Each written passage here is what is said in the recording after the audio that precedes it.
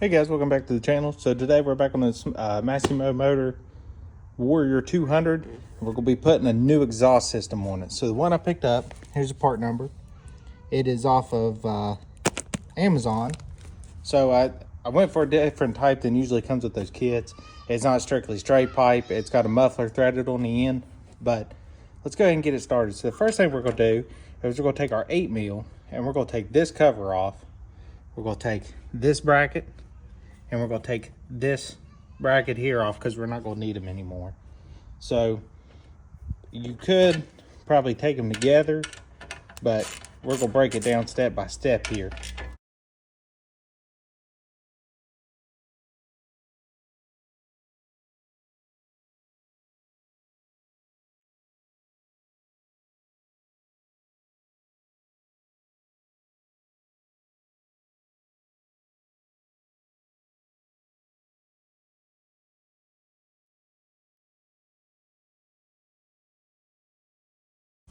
And that's going to give us direct access to the 2 bolts, as you can see right there, that we're going to need to take off. So I'm going to go ahead and get this bracket the rest of the way off and move to the next step. All right, now we got our 13 mil. We're going to go in here and I'm just going to take these 2 bolts off and we'll be able to remove the muffler.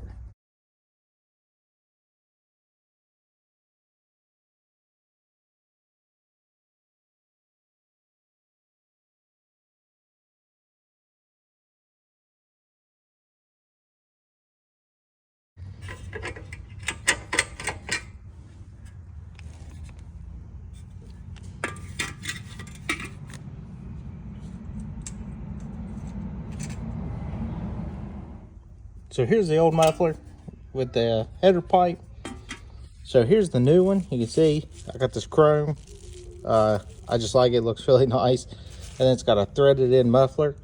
So you can thread it in for sound or you could just run it straight piped.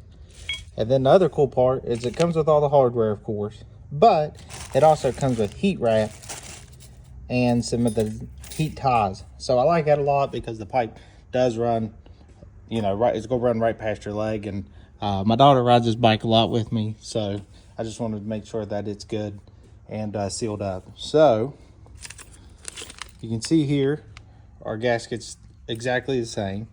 So what I'm gonna do is I'm just gonna go ahead and probably just get a little bit of sandpaper, clean this up, and then we'll throw the gasket on. All right guys, I'm gonna show you how to get these studs out so we can use those new bolts. So you can see I took the nut that I had. I'm gonna run it down on there like so, just enough to where it's gonna give me enough thread to start the other bolt down on. So we got a pretty decent bite there. So now what I'm gonna do is take 2 13s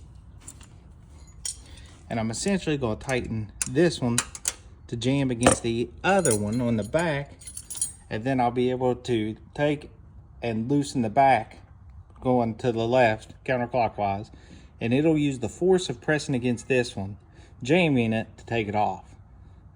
So let me tighten it and I'll show you. All right, so I used the top one, tighten it down all the way the best I could. And now you see I just break it loose with the bottom one.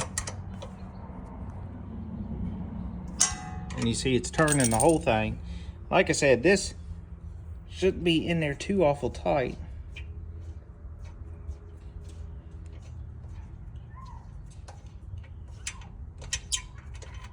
And there you go. So there, it's off there. You can just go the opposite way, break these off, and you can have your stud back out if you want to use it for the future. Now all we gotta do, we get our gasket. You see it matches up just fine. Our new bolts come with lock washers here and here. So just do a test fit. Make sure they are the same bolt size, and they are. And this kit even came with a small Allen, but I'm actually gonna go get the socket so I can get these cranked on there a little bit tighter than what this would. All right, so there's the header pipe on. The next thing is, needless to say, that's not going on there. That is not gonna fit this bike. So technically, I guess you could cut this pipe, maybe turn it down a little bit really that's about all you're going to be able to do, is do a cut and turn on it to get it to actually come out right. So I got that tightened down. I guess what I'm going to have to do is I'm going to have to go ahead, cut this, bring it out, and honestly, we're going to have to turn it.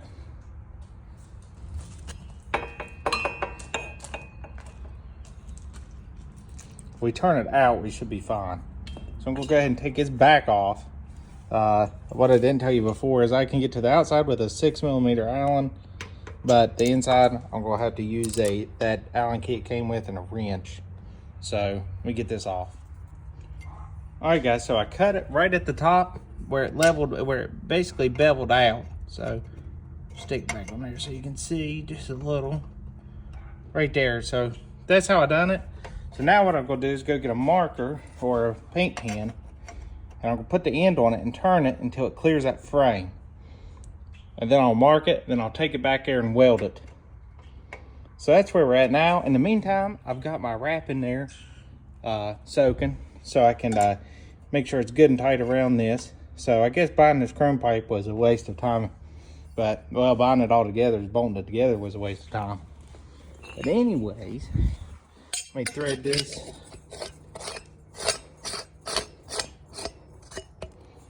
So I got that temporarily threaded on there. Now, again, you could have bought this and not put the end on it and just ran a straight pipe and you'd have been fine. But like I said, I'm not really interested in doing that. I like the option of quiet or loud.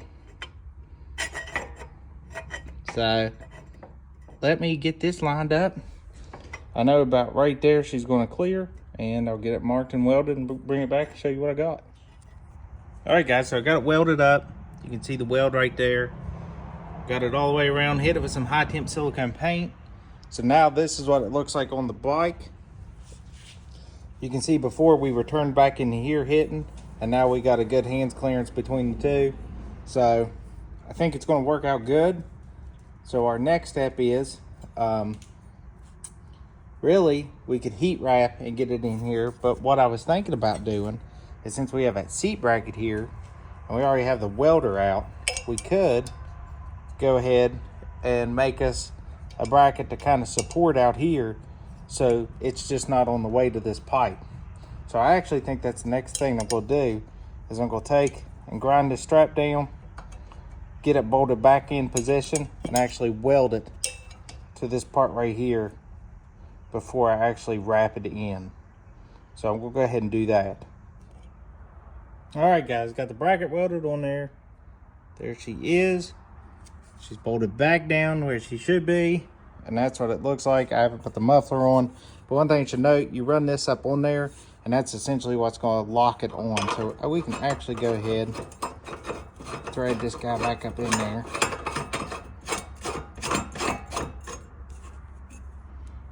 And it bites good. So there's the setup. There it is from the back. We'll give you a better view once I get it outside. But now we're going to have to go ahead and get my stuff cleared out of the way here and start wrapping this. So we'll pull the wrap out of the water. It's good and soaked. I've already got a cut end right here, and that's why I'm going to start on wrapping here. So what I'll do is start at the bottom, wrap it under, and then draw it tight, leaving about a 1/4 inch overlap all the way up until about the end right here.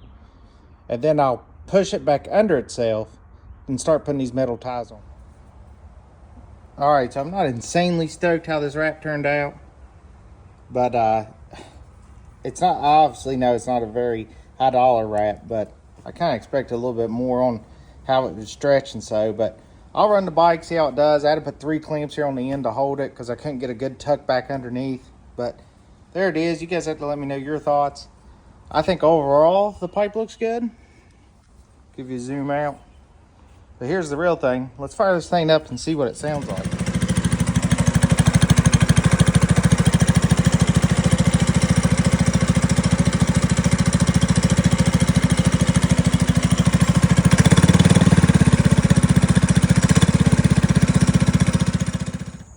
All right, guys, so a little update after I done that. I ended up going back and ordering some new heat wrap. And I actually wrapped the entire thing, so you're looking at the muffler all around it to the very end. And I'll show you the reason why. Because of how this sticks out, sometimes when it's hot and you walk up beside of it, you get one of those. So that is the reason why I went ahead and wrapped it the rest of the way, to help it. And like I said, I always keep the muffler on. My wrap job, I overlapped this one by 1/2 inch, but you guys have to tell me what you think. It seems to be holding up pretty well, but that is it.